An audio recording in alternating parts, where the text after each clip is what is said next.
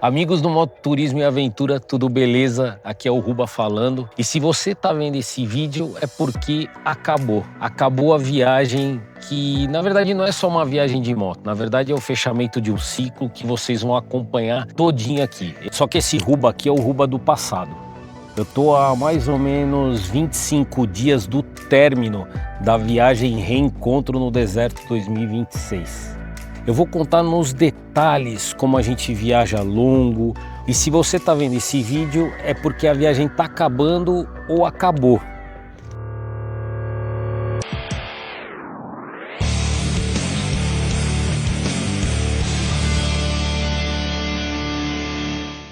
Oi, é o Ruba. E o Reencontro no Deserto, na verdade, não é só uma viagem de moto como tantas outras. Vou contar essa história que é o fechamento de um ciclo que começou lá em 2024 com o início da cura. Muitos acompanharam aqui no canal. Em 2023 eu tive um acidente na Argentina. Me recuperei e a ideia dessa viagem é realmente me reencontrar fazendo uma viagem pela América Latina, tirar a última foto que faltava para mim na América Latina, que é a Mão do Deserto lá no Chile. Então foi muito emocionante reencontrar meus amigos de Salta, na Argentina, que me ajudaram muito durante esse processo. Não fiz essa viagem com essa moto aqui, fiz com uma outra moto, com uma GS, e assim eu vou detalhando tudo. E falando rapidamente de como eu planejei essa viagem, porque já tem muita informação aqui no canal sobre isso. Essa planilha aqui, que é velha, conhecida de muita gente, ela é automática, ela tem uma série de fórmulas. Eu elaborei essa planilha há quase 15 anos, acho que um pouco mais até. Eu não posso disponibilizar em respeito às pessoas que me acompanham aqui no canal há muitos anos e já adquiriram essa planilha. Tem muita gente que usa. Ela é de certa forma é simples, só que ela tem uns cálculos já que já me dão uma série de informações importantes. Mas como eu me acostumei, é uma planilha base para eu sair do meu planejamento. Ela basicamente tem para onde eu vou, por onde eu volto, quais os locais que eu vou passar, e ela já calcula todos os custos básicos, tá bom? Planejamento geral eu vou fazendo com base em pesquisa, e também tem muita informação desse tipo aqui no canal. Quando eu coloco lá Copiapó, Antofagasta, no Chile, eu basicamente vou pro Google Maps e coloco o trecho aqui como rota, para eu descobrir quais que são as rotas básicas que ele me dá. E também para descobrir qual que é a quilometragem, saber se é um trecho que eu consigo fazer, se ele é mais severo, se ele tem um off-road severo, se é todo pavimento, se eu vou conseguir fazer naquele dia. Ele me deu duas formas de ir, né? Uma de 541, uma 519. Ele escolheu a 541, que é por aqui, porque esse trecho aqui não deve ser tão usual, ou não deve estar tão bom, e o Google Maps ele às vezes opta pelo que também é mais fácil de trafegar. O trecho que ele escolheu tem um pouco mais de quilometragem, 541 para 519, né? Aí eu coloco lá na planilha. Quando eu coloco aqui a quilometragem, e eu já falo por que ela tá diferente aqui, 568, ela já me dá uma série de informações aqui para a direita, né? Porque eu coloco o horário de saída e ela já vai me dando quanto tempo eu vou ficar na estrada, se o trecho é severo, se não é, quantas paradas que eu vou ter, qual que é o combustível que eu vou gastar. Agora, por que essa quilometragem deu diferente? Eu uso um outro software, na verdade é um site, ele era um software e foi desenvolvido agora. Eu uso há muitos anos, que é o MyRoute app. Por que eu uso esse planejador? Porque eu utilizo o GPS Garmin.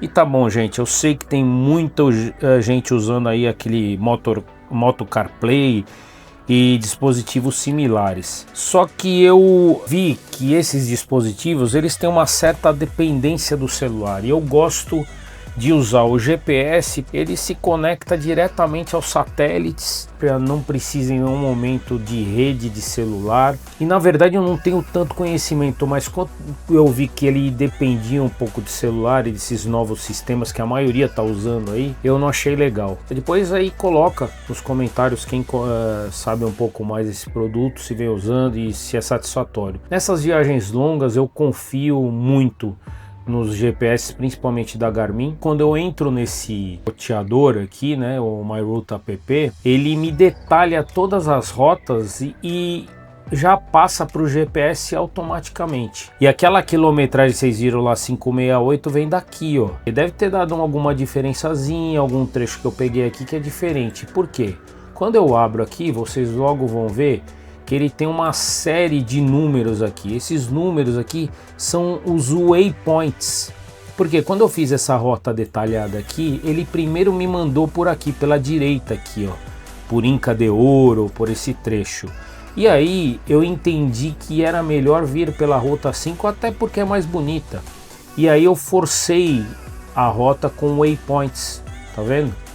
Ah, detalhe, quando eu vou fazer um planejamento de uma viagem longa, e a gente está em fevereiro aqui, eu já acabei a viagem, estou colocando esse vídeo aqui, mas já acabei a viagem. Quando eu estava planejando aqui, o que eu fiz? Eu paguei um mês, eu pago ele porque você pode utilizar ele sem pagar, gratuitamente.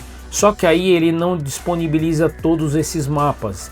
E aí a minha base aqui, ó, é o Google Maps. Às vezes eu uso esse Michelin aqui, que é gratuito, mas o Google Maps é o que a gente está mais acostumado. Então eu consigo ter mais informações aqui. Então eu pago e aí coloco todos os waypoints. Eu, com muita facilidade, eu mando para o GPS. Eu tenho rotas diárias, todos os dias a minha rota tá lá. E vocês viram como, não sei se vocês prestaram atenção aqui, como eu faço o nome dela, tá vendo? Aqui é D0202, por quê? É o segundo dia da viagem, porque o primeiro dia foi aéreo, e coincidentemente é o dia 2 de abril. E aí eu tenho no GPS uma cronologia aqui, todo dia eu vou lá e coloco a rota do dia. Então é isso, um pouco, bem rapidamente, de como eu fiz o planejamento da viagem, nesse primeiro vídeo aí do reencontro no deserto 2026. E a gente tá muitos dias da partida ainda, mas hoje a moto tá saindo da mecânica onde tá fazendo revisão básica. Aí ela vai ser transportada até um pátio da transportadora. Então eu vou mostrar para vocês, eu tô fechando as malas, porque aí eu levo de carro as malas, tanto top case, né, o tour pack, como as malas laterais. Vou falar um pouquinho da bagagem, forma resumida, porque eu tenho um vídeo aqui no canal que ele tem uns 15, 20 anos, foi muito visto. Aqui é a mochila hidratação, que eu não deixo de levar, tem algumas coisinhas nela que eu sempre levo, carb up, coisas emergenciais, uma outra coisa de filmagem, protetor solar, protetor labial, que é importante para esses lugares mais secos, né? Ali eu tô levando um galão de 5 litros, eu já fiz o cálculo, tem um trecho mais complicado que eu vou pegar, mas dá para fazer com ele. Esse é o Tour Pack ou Top Case. Geralmente eu não deixo ele pesado, mas aqui são as coisas que eu uso na viagem. Então ali vocês estão vendo, tem uma gama grande de segunda pele, tem uma segunda viseira, tem protetor solar, tem lanterna de cabeça, que é importante para quando tem pouca luminosidade, para você mexer com a bagagem ou em alguma emergência. Tem o kit de primeiros socorros e o colete também, aquele colete amarelo, que é uma incógnita, podem exigir ou podem não exigir. Aí passando aqui para o baú esquerdo, tá? Que é onde eu levo as roupas. E aqui é a única coisa que eu chego no hotel, ela vai com a mala interna. Aqui não tá com a mala interna porque eu vou usar no aéreo. Depois eu monto com a mala interna. Chegando no hotel é a única mala que eu saco. Por que tem dois aqui, ó? Dois desses azuis. Um é roupa de descarte. Durante a viagem eu vou descartando principalmente as roupas de pilotagem. São roupas mais baratinhas, mais tecnológicas e que eu vou descartando. Vai diminuindo o volume desse baú. Aqui não. Aqui já são roupas que eu não vou descartar, que eu uso à noite no hotel, que tem segunda pele também. Essa preta aqui são roupas de pilotagem que eu não vou descartar. Então eu divido dessa forma. Ah, Rubá, mas pô, a vida tá difícil para descartar roupa. Beleza, tem outra forma. Você vai com roupa tecnológica, tem gente que usa isso, não descarta nada, vai com menos volume e vai lavando. Ou no hotel, usa a lavanderia do hotel, ou lá no chuveiro. Eu não quero perder esse tempo. Acho que é perda de tempo. Eu vou utilizar esse tempo para outras coisas, conhecer às vezes a cidade, o local que eu tô, jantar, bater papo, e é isso que eu uso esse tempo, ao invés de ficar lavando roupa, né? Mas enfim, E aí é o que eu falo, vai a gosto do freguês. E essa aqui é o baú direito. O que que vai aqui? Tudo que é da parte mecânica e de filmagem da moto, tá? Coisas emergenciais, então eu tenho um power bank, qualquer problema que dá na bateria, ele também serve como carregador de coisas de filmagem. É um power bank que eu já falei aqui que é importante ter. Também tem um compressor, tem um reparo de pneus, tem um WD que eu vou, quando eu chegar eu já vou jogar. Eu gosto de jogar o WD no motor, mas enfim, a moto sempre volta suja e é o que eu adoro. É mais ou menos assim a divisão da minha bagagem de forma muito rápida, sem detalhe. E uma última coisa, não menos importante, gente. Geralmente, até quem tá viajando, quem tá começando nesse negócio de viagem longa, joga toda a insegurança, é comum, tá? Na bagagem. Então leva coisa com duplicidade, você vai carregar a moto demais, você deixa confuso, você perde tempo para se organizar.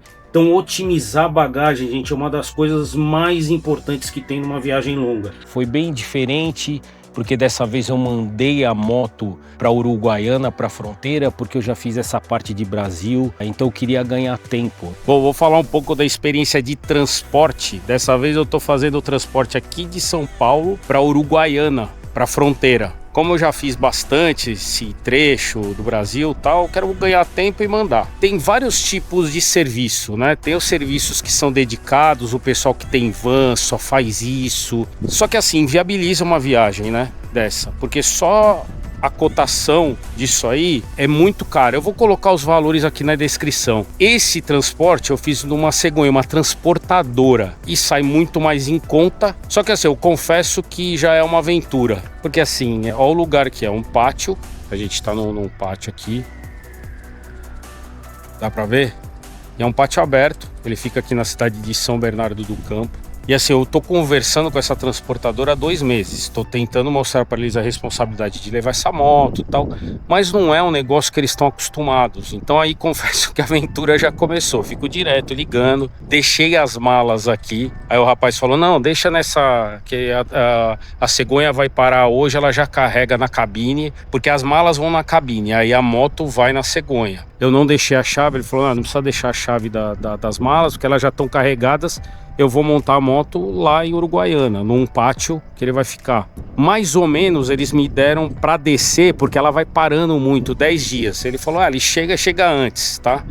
Mas hoje, pra vocês terem uma ideia, hoje que eu tô falando com vocês aqui, é dia 18 de março. E eu tenho que a moto tem que estar lá até dia 1º de abril, quando eu vou chegar. Tem que estar lá no pátio. Ele falou, não, vai chegar antes. Tudo é difícil no Brasil, então você tem que ficar em cima, tá?